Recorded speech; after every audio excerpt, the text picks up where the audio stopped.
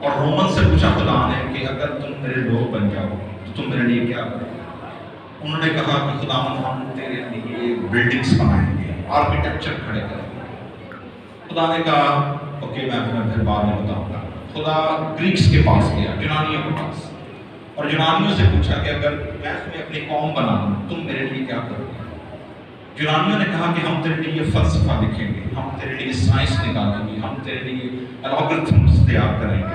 خدا نے کہا okay I'll let you know۔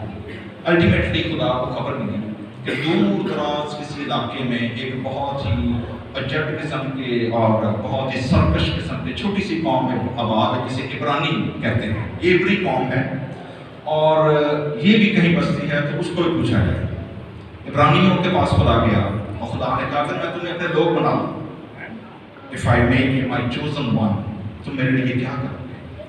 انہوں نے کہا خداوند اور تمہیں کچھ نہیں آتا، ہم تیرے لیے گیت گایا کریں گے۔ کیا کیا کریں گے؟ تیرے لیے گیت گایا کریں گے۔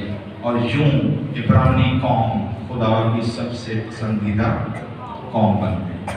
آج کا جو ریفرنس ہے کرسمس کے سیزن میں، صرف میں ایک آیت آپ کے سامنے پڑھوں گا، مقدس لوکا کی معرفت لکھی ہوئی انجیل اور اس کا دوسرا باب ہے، اور اس باب میں اس چیپٹر کے اندر ہم ایک گروپ کو دیکھیں گے جن کے سامنے پہلی بار کرسمس کیرل سنگنگ ہوئی، پہلی بار کرسمس کیرل سنگنگ۔ یہ کہاں پر ہمیں ملتی ہے؟ لکھا ہے اور اس علاقے میں چرواہے تھے جو رات کو میدان میں رہ کر اپنے گلے کی نگہبانی کر رہے تھے، اور خداوند کا فرشتہ ان کے پاس آ کھڑا ہوا، اور خداوند کا جلال ان کے چوکٹ چمکا اور وہ نہایت ڈر گئے۔ مگر فرشتے اس سے کہا ڈرو مت، کہ دیکھو میں تمہیں بڑی خوشی کی بشارت دیتا ہوں جو ساری امت کے واسطے ہوگی، کہ تمہارے لیے داؤد کے شہر میں ایک منجی پیدا ہوا ہے، یعنی مسیح خداوند، اور اس کا تمہارے لیے یہ نشان ہے کہ تم ایک بچے کو کپڑے میں لپٹا اور چرنی میں پڑا ہوا پاؤ گے۔ اور یکایک اس فرشتے کے ساتھ آسمانی لشکر کی ایک گروہ خدا کی حمد کرتی اور یہ کہتی ظاہر ہوئی عالم بالا پر خدا کی تمجید ہو، اور زمین پر ان آدمیوں میں جن سے وہ راضی ہے سنا۔ خدا کے پاک کلام کے پڑھے اور سورہ جان پر خدا کی برکت۔ میرے عزیزو، خدا نے جب بھی دنیا میں بڑے سے بڑا کام کیا ہے، اس کا آغاز اور اس کا رسپانس لوگوں نے گیت گا کے دیا ہے۔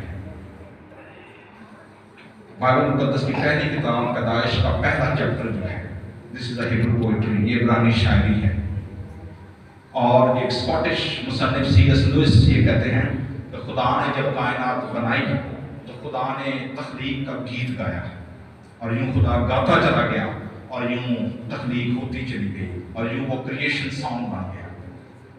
اسی طرح جب خدا نے بنی اسرائیل کو ملک مصر میں سے نکالا، اور جیسے ہی انہوں نے پھیرا کو کراس کیا ہے، کلام میں لکھا ہے مریم نبیہ ہاتھ میں دف لے کر ناچتی ہوئی وہ گیت گایا، اور وہ انہوں نے سمندر کا گیت گایا۔